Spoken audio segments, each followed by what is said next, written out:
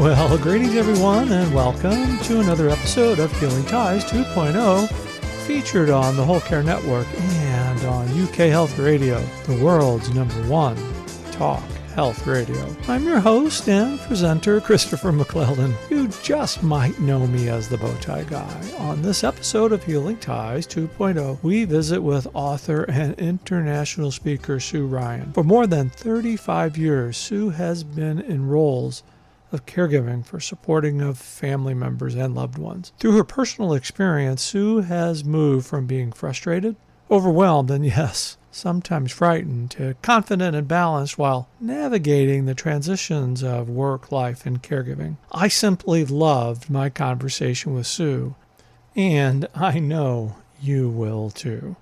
Let's join my conversation with the energetic Sue Ryan, and we'll see you on the other side of the show. Well, greetings, Sue, and welcome to another episode of Healing Ties 2.0. It is a delight to have you on the show today. Chris, it is wonderful to be here. Thank you so much for inviting me. I really appreciate the opportunity. You know, we've just recently met, but it seems like we've known each other like forever. It does, doesn't it? Yeah. We recorded another podcast that I work on, and I thought, I've got to have Sue on Healing Ties. And I've kind of forewarned you and prepared you, as I do with all my guests. Sue, how are you creating Healing Ties? Yes, Chris, you did forewarn me, and to give people a perspective on what I do and what's important to me, I'm going to flip the question to you briefly, because making sure that before I answer a question or before any of us steps into the definition or the use of something, we want to make sure we have a clear understanding and our definitions are aligned.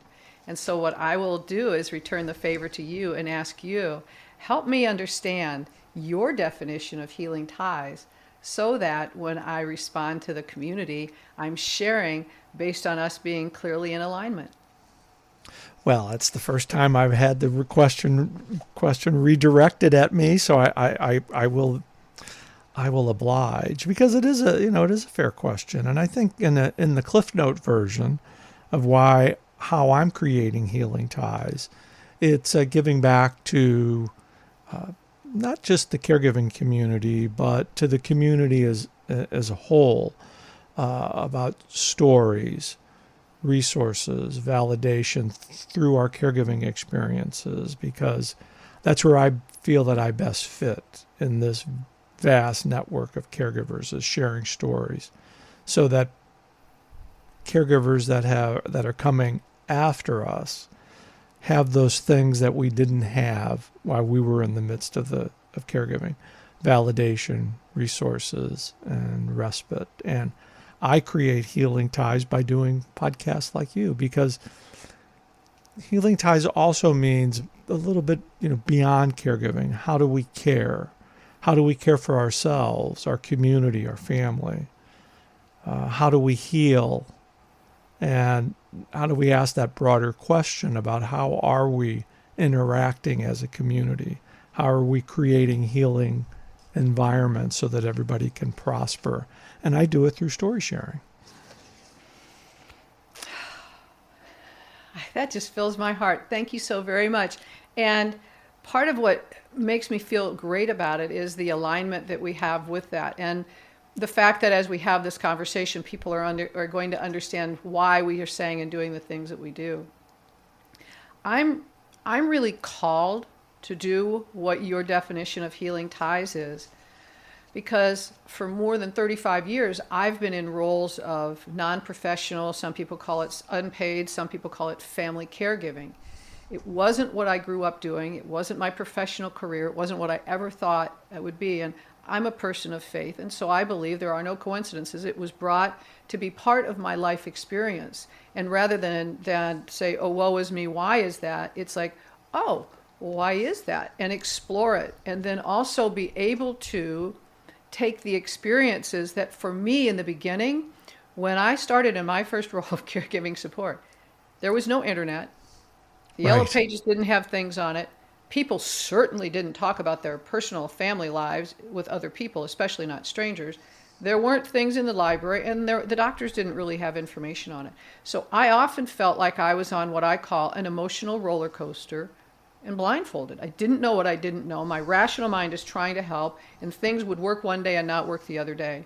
And so over the course of the last 35 years and in all of the different experiences I've had and continue to have, I've learned and I've studied and I have those stories. And some of them, some of the best learning experiences I've had, which you've probably also heard, are when the outcome was not what we anticipated. One of the most profound parts of my entire journey was in, and we'll talk about it later, but in an experience that I tremendously underserved.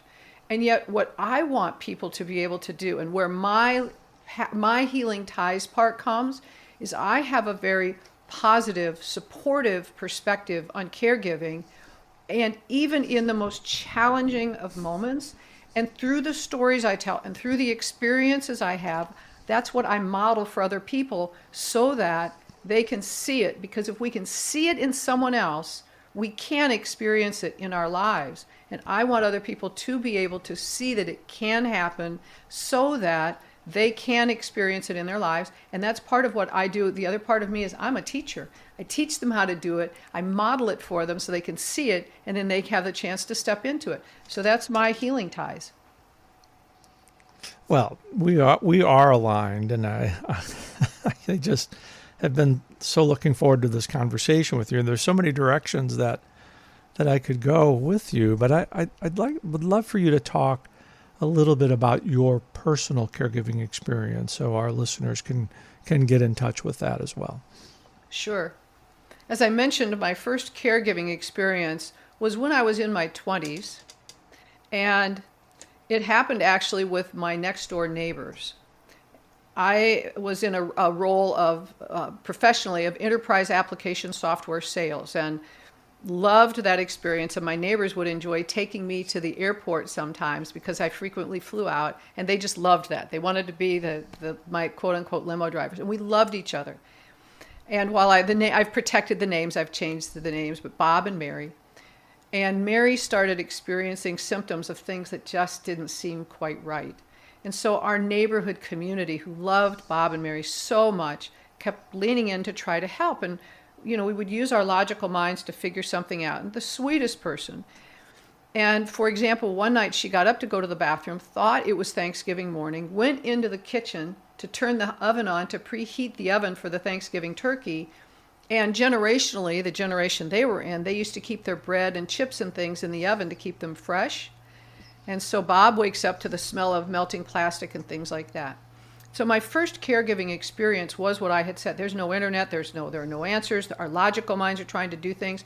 We're just constantly feeling like we're underserving Mary. We don't know what to do. Bob says, I'm going to take care of her myself. This for better, for worse. We're doing it at home and all of these things. And so it was not an easy experience. And yet I said, it doesn't have to be this way. I'm going to learn. And I did not realize that would include my grandmother and my father, and now my husband, and then several other family members and loved, treasured friends. And so I've been continuously, basically, on this role of family or non-paid or non-professional, whatever you want to call it, caregiving roles for over 35 years. And I've navigated every part of it from before it's happening to after our loved one passes. And isn't it wonderful to be able to take from a personal experience to help others navigate their journey? It is, and thank you, because that is, when you talk about healing ties, that is what I realized a few years ago. That is what I'm called to do. I was called to do several things. One of those is to integrate all the areas of my life, which I had originally been taught to keep separated: your personal life, your faith life, your health life, your professional life. Leverage what I've learned in each area to support being stronger in others, and then introduce people and teach people that, along with the perspective I was able to develop, so that people's journeys can be much, much easier, and they can take care of themselves and feel great about themselves even while they're going through challenging journeys. And no matter what phase of the journey their loved one is in, they can embrace the tiniest, tiniest beautiful moment and make wise Right. choices in the most challenging. It's wonderful how you're just kind of leading me right into my thoughts of what I wanted to just discuss with you, And did because you tell people this is not rehearsed? this is not rehearsed. This is This not is not all rehearsed. my list. This is not. I don't have any questions. I mean, my goodness, but journey. And there's Journey. something that I read on your website, which is actually quite spectacular. And I'm going to make Thank sure that you. everybody is listening to this podcast today visits your website. We'll get all that information out. But this really resonated with me, and I've not seen it anywhere. And I'm being brutally honest here. The journey begins with me. You know, Yes. we're all when we're in the midst of caregiving, and I'm a broken record here when my listeners will say, nobody, caregiving happens, and you're not prepared, all those things, and you're trying to do for somebody else, and you just continue to do for somebody else, and who gets lost in the shuffle? Me. And so when you wrote that, said the journey begins with me, that really resonated, and I'd love for you to just kind of elaborate. Why does the journey begin with me, the caregiver? Yes. Thank you for asking that question. It's so powerful for people, and very, very, very, actually, basically nobody I've ever talked with has really done this, which doesn't mean people haven't. It just hasn't been my personal experience. In my professional life, in the variety of ideal client communities I serve, one of them is people intentionally navigating transitions in their lives, which caregiving is a It's a transition. transition. Yeah. And in that, the more we understand ourselves, the better we understand ourselves, the better we understand how we're naturally wired. We each came into the world naturally wired a certain way. We naturally deal with stress in a certain way. We naturally have strengths. We naturally have gaps. We naturally have different perspectives that are easier for us to step into. For example, you will see in a meeting, you go to a room, whatever kind of room it is, you'll see people who are out there, they're very gregarious, they love to share, they love to speak, Right. and then there are people who are so much more comfortable being reserved. You see people who, in the midst of challenge, deep challenge, develop almost a sense of calm. They're able to have great clarity. And then you have people that when there are times that are challenging, they're really taken off course. They're really stressed.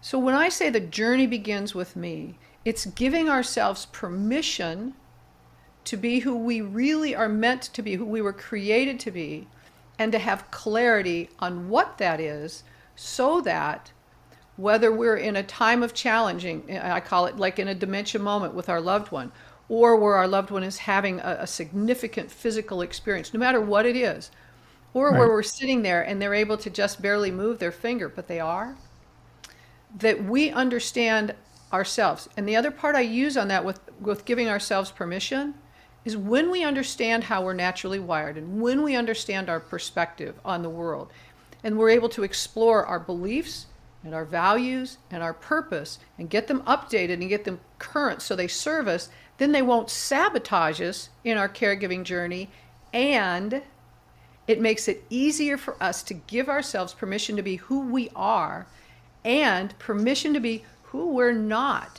One of the, for example, big Very decisions in good. caregiving is, do I keep my loved one at home? Do I put them in a continuing care community?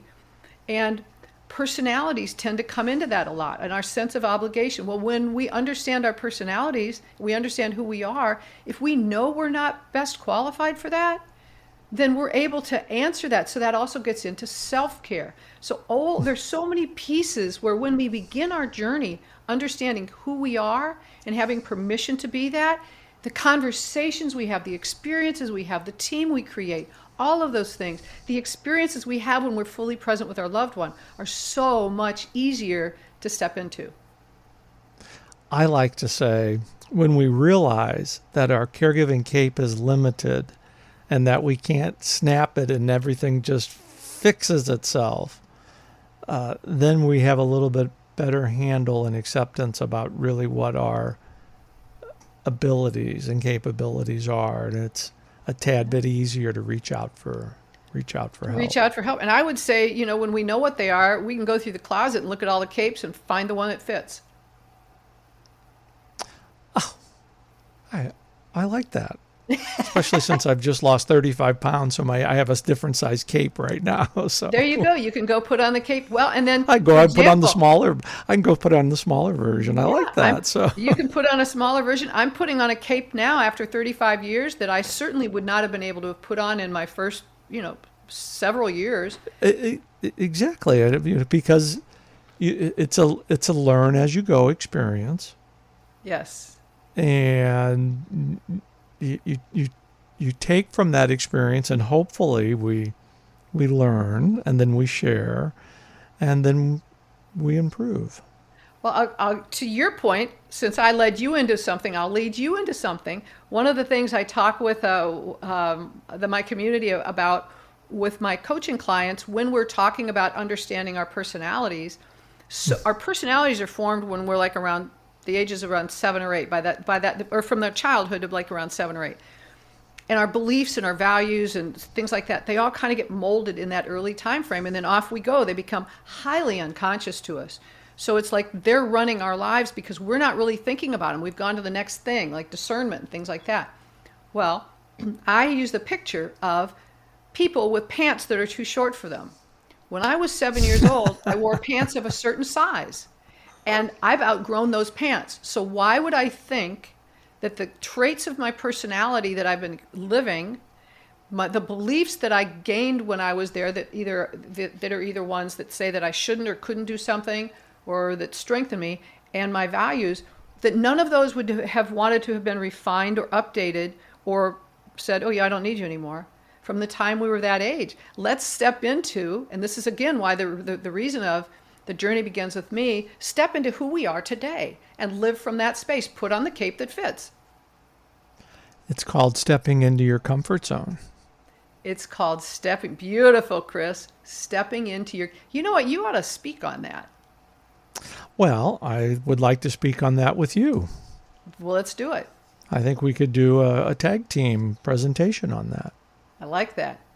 I like that too. So, because, we've known each other 35 years. It's been like, even if it's been 30 days, it seems like we've known each other 35. That's right. Even though this is the second time we've met, we've known each other for 35 years. So. We've known each other for 35. But there's so much to talk about today. But the other thing I wanted to get into is your 5 steps to navigating your caregiving journey. These are so critical and just so important for caregivers to hear. Yes. So what I did when I first felt this real significant calling to write about the caregiving journey, the process inside while we're caregiving, I called it Our Journey of Love, 5 Steps to Navigate Your Caregiving Journey. And it was because, as you're talking about, I wanted to share the lessons and the stories, the things that I had learned, because so many people had been asking me and so many people before me had shared. And so while I've now created the caregiver's journey, and the 5 steps to navigate your caregiving journey sits right in the middle of it, I began with that because that was really what was on my heart the most at that time. And what it is it's not 5 linear steps. It is, and so you could read the book backwards, forwards, inside out. It doesn't really matter. And I've actually created an online course that people can participate in if they choose to. That takes a deep dive into learning different areas of our caregiving journey.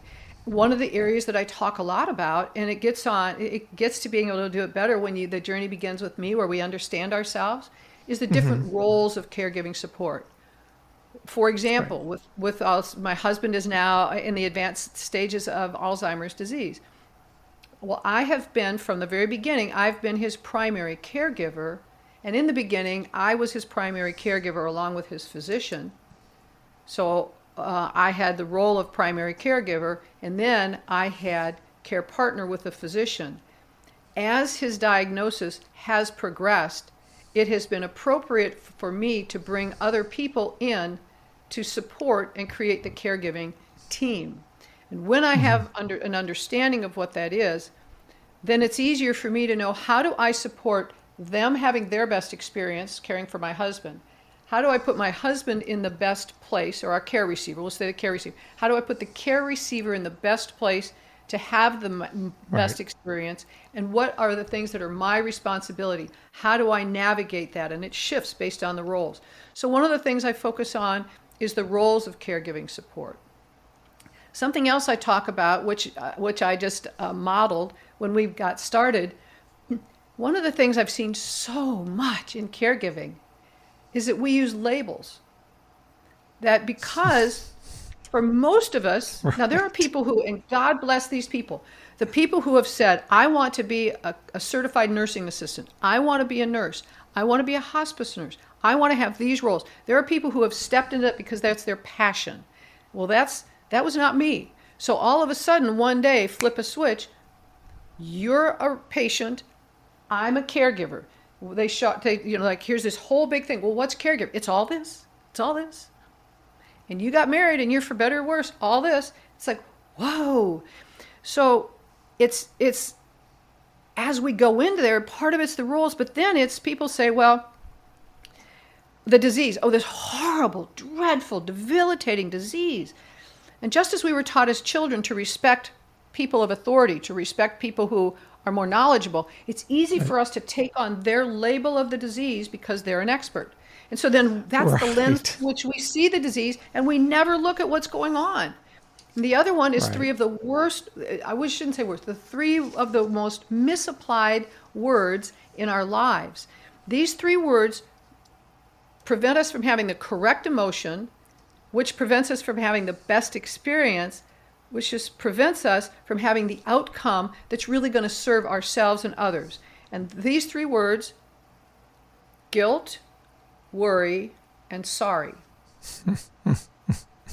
First of all, we tend to jumble them all up. Right. Second of all, I mentioned when we're very young. They could be interchangeable, sure. They're interchangeable. For example, when you were a child, so we're learning these things very, very young. Before we learn discernment, you do something wrong, apologize. You do something wrong, apologize. Well, we're constantly doing things wrong. We don't try to, but apologize.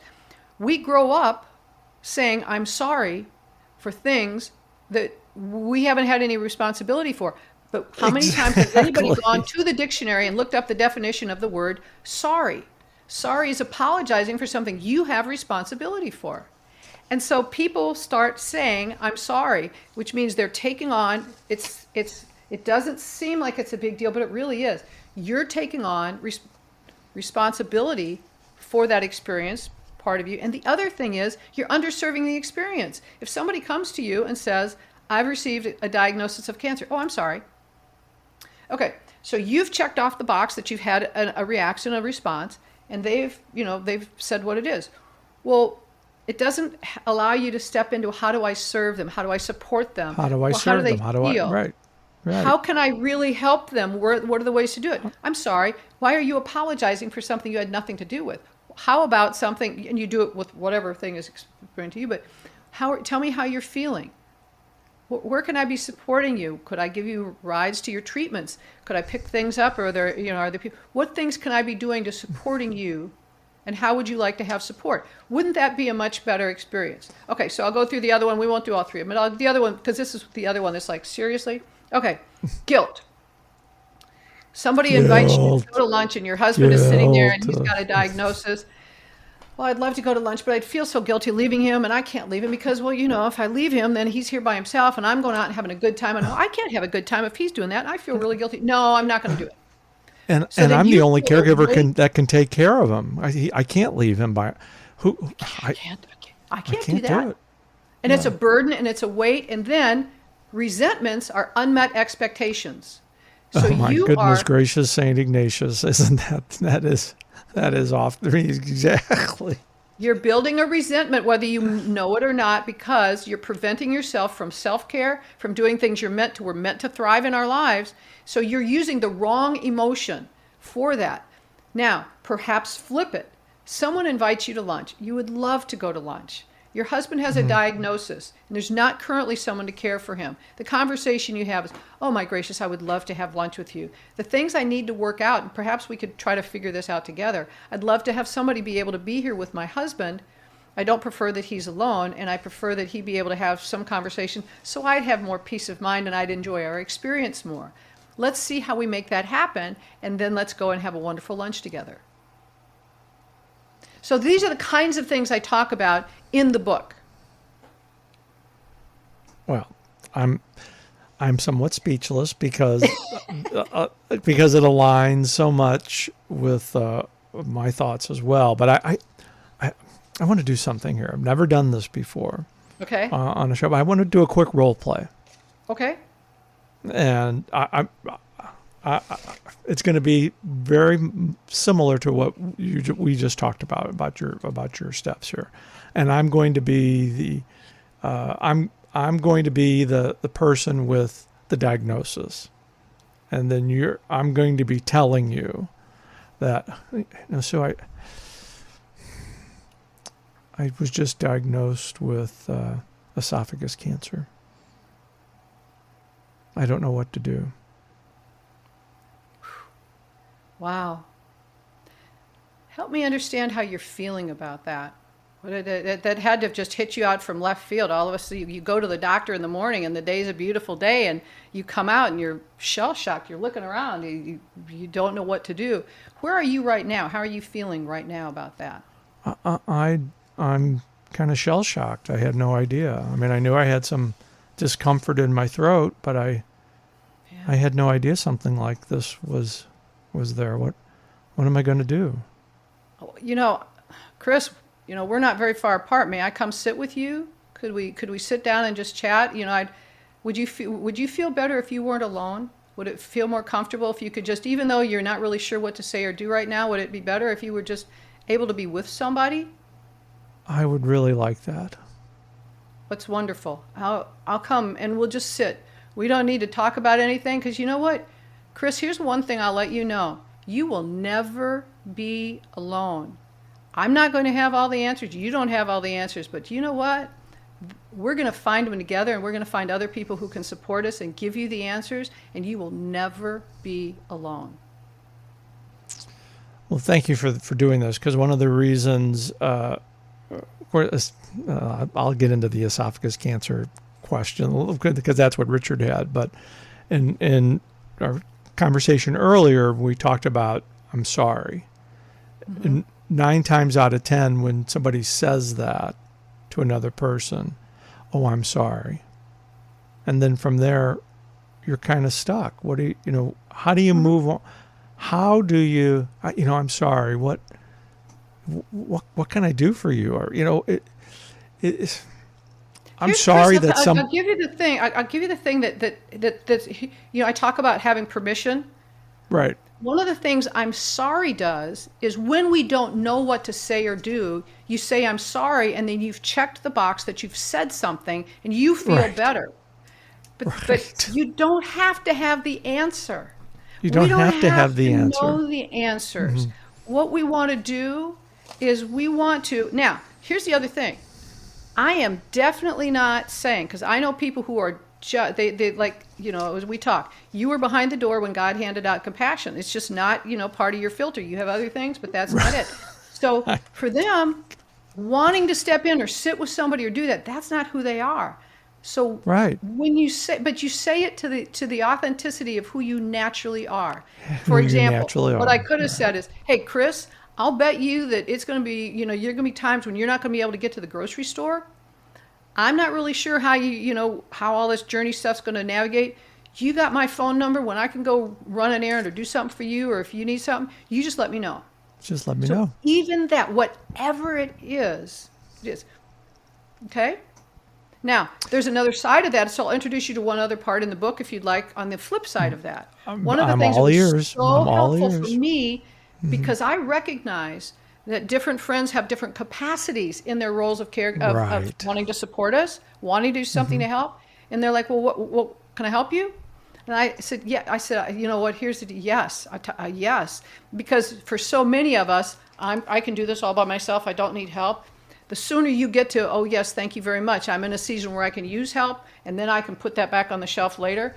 Open yourself up to allowing yourself to have help, and then making a list There were things where if somebody had 15 minutes, this is something they could do if they had 15 minutes. This is something Right. they could do if somebody had an hour. This is something if somebody wanted to share a few hours. So I would invite them into the consideration of something that I could use their help with based on what they had capacity for. They want to help, and so often people say, no, I don't need any help. Get over that. I don't. And I could do it. then I can do it you all on your myself. side, give them options. Right. Right. And I love to use that analogy about like a baseball team. The best baseball teams have a variety of players on the team. They can't all be home run hitters. And for my listeners in the United Kingdom, I'll say, okay, in soccer you can't have all offensive players. You have to have some defensive players too. You have to have a mixture of talent. And when you can take that 15 minutes or an hour and sort out what you need, and then you can look around and say, oh, I have friends that can do this, and this, and then you kind of feel a little bit more comfortable in saying, yes, I can take that offer about getting some milk at the grocery store. Well, and stepping into permission, your analogy is beautiful because there wouldn't be a midfielder in soccer if that wasn't a role that made the game successful. The Right. game, each thing that we do, a team that we have, whether it's any area where we have a team in a community, whether it's someone who writes notes about the meetings, whether it's someone who leads the meetings, whether it's the soccer goalie, whether it's the pitcher, if those weren't vital roles, we wouldn't have them. And so you're not always meant to hit a home run. Sometimes we just need Right. somebody to get a single. And so we need to be able to do those. And so it's stepping into permission of that. So your analogy is perfect. Oh, goodness gracious. I'm just having a great old time today. So, but I think this is a perfect spot to take our break. And, Sue, you got to prepare yourself, because when we come back from the break, I'm going to ask you about one fun fact that we don't know about you, that I know all the listeners are on the edge of their seats just waiting to know this fun fact. And we've had a lot of terrific fun facts on Healing Ties this season. So you're listening to Healing Ties 2.0, featured on the Whole Care Network and on UK Health Radio, the world's #1 talk health radio. We'll be right back.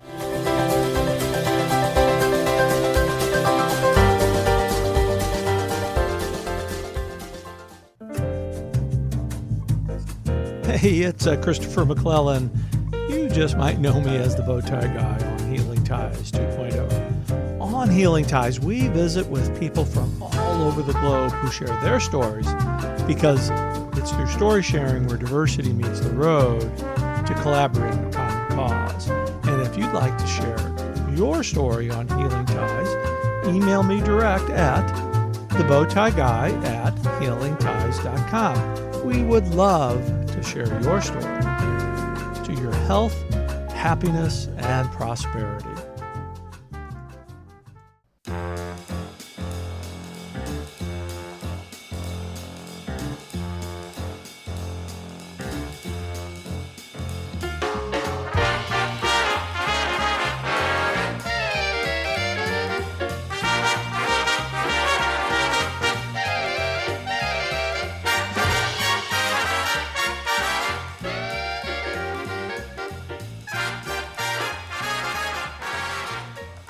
Well, welcome back, everybody. I am continuing my delightful conversation with author, caregiver advocate, and now my new best friend, Sue Ryan. So, Sue, okay, time's up.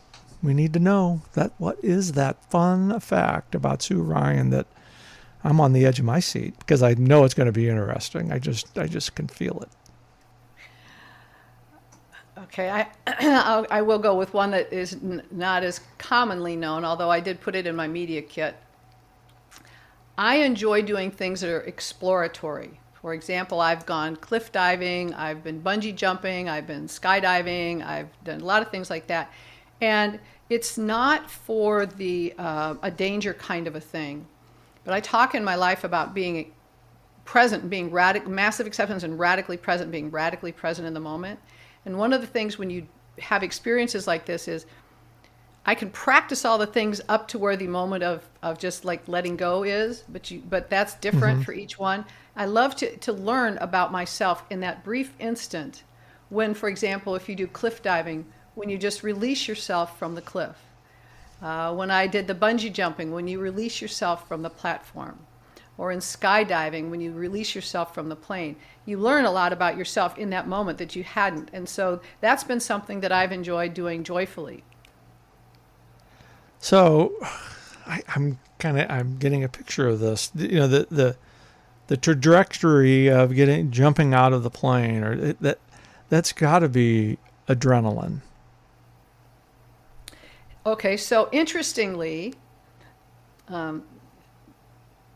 you know all the things that you're doing to prepare for it. So there's energy and there's excitement and nervousness, all of those energies. At that brief instant, what I choose to have is a very, very deep inner calm so that I'm completely open to experience.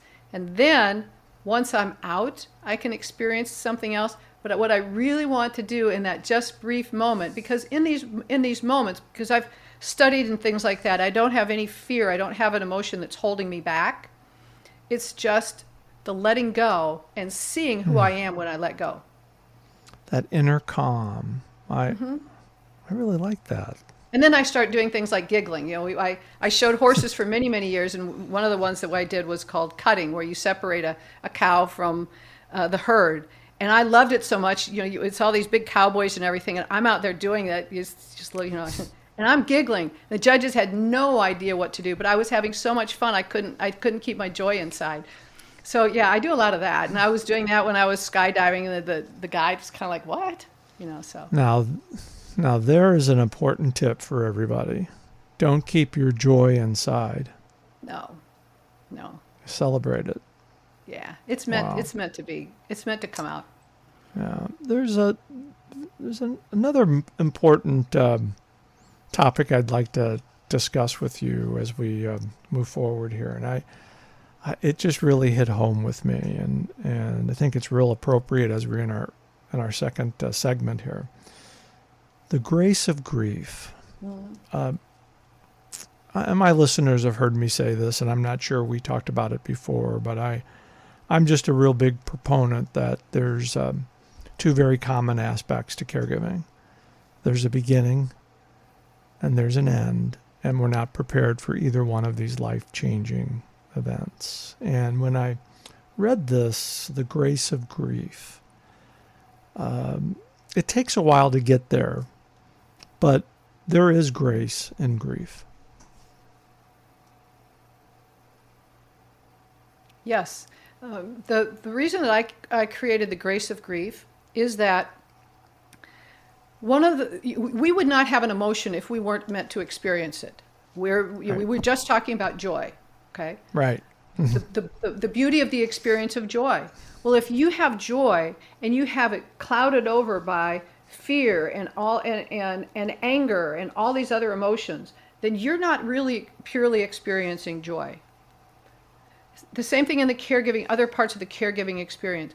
When we keep all of our emotions jumbled up and we don't explore them and we don't have our own relationship with them, then the purpose they have in our lives cannot be achieved. And we can't learn about ourselves in them, because we are meant to learn about ourselves through the emotions. Because when you take an emotion and you tie it to an experience, that's what creates the memory. Right. And so emotions are extremely important in our lives. And the more we serve the correct emotion, the emotion that we're meant to have for the experience we have, then the more it will serve our lives. Grief, for example, will help us, and there are other people, you can use it however you want, but grief helps us develop resilience. It teaches about ourselves. It gives us strength. It helps us understand what fills our heart and what breaks our heart. And so I wrote The Grace of Grief for several reasons. One of them is so that when we begin to feel something that could be thought of as grief, we're able to separate other emotions from it. The example I give is like, and I do this in several areas of the journey. You have this big rubber band, and it's got all the rubber bands all tied around in a ball. You can't experience anything when everything's all jumbled up. So it's take each one of them out and process them. And so what I invite people into the consideration of is separating grief from other emotions so that you experience it more fully and it has the impact it's meant to have in our lives for us. Then the other reason, and when I created the caregiver's journey, the journey from like before or in the very beginning of the caregiving journey starting, and the last phase of it I call moving forward, is so that we don't stay stuck in grief. And what I have learned in my life and observed from many people is when we don't know how to have grief fill our lives, to live in grief and process it and experience it, if we don't, we can't move forward from it. And many people stay stuck in grief because nobody's taught you. They've taught 7 stages of grief or this. Well, each of us experiences it differently. If we haven't given ourselves permission to experience it and learn, just like you learned math, learn how to experience grief for the way you are meant to experience it in the way you naturally are. Permission to be me. How do you experience grief? So that you experience it from very early in the caregiving journey. We can't just decide we want to go to lunch together anymore. Now, if we're going to go to lunch, we have to find somebody and do this, blah, blah, blah. You're grieving the just spontaneousness of things. Okay, so they're all different pieces of it. So experience grief and the grace of it, the beauty of it in our lives, even when it's breaking our heart, so that we can then move forward in our lives because we are meant to thrive in our lives, not stay stuck. Staying stuck in your grief. I can definitely get in touch with that. And it's not always just grief. You might stay stuck in a place in your life. You might stay stuck in a job. You might stay stuck in a relationship. How do you become unstuck? And that's what I do in my the other community is help people not stay stuck. I help them navigate transitions so they get from where they are to what's amazing. Well, you know what? You're pretty amazing. Thank you. I appreciate that. I have a feeling we're going to do a few more of these, Sue. What do you think? I'd love to. Yeah, I'd love to. My big, what fills my heart is sharing all of this with everybody because there was a time in my life I didn't know it, and I'm so much happier and better and more balanced than when I didn't know all this. See, and that's why you're creating Healing Ties. That's why I'm creating Healing Ties. You're exactly right. Yeah, These are my healing ties. So let all our listeners know how they can be in touch with you and your website information and just all the goodies you have available for people to live a fulfilled life. Well, thank you. I will. My website is sueryan.solutions, and I have offerings for whether you want to intentionally navigate transitions in any area of your life, or you would like to focus on the specific area of your life, which is the caregiving journey. I've created a 5-phased program called the Caregiver's Journey. And in all of the offerings that I have, I provide individual or one-on-one coaching. I provide group coaching. And I've been creating online courses. So for the 5 steps to navigate your caregiving journey, I have an online course that I'm going to re-release the end of November. And if anybody would be interested in taking it, just send me an email. On my website, I have under the media page, I have information on. As you can tell, I love to speak, so I speak to organizations, and I teach the course, and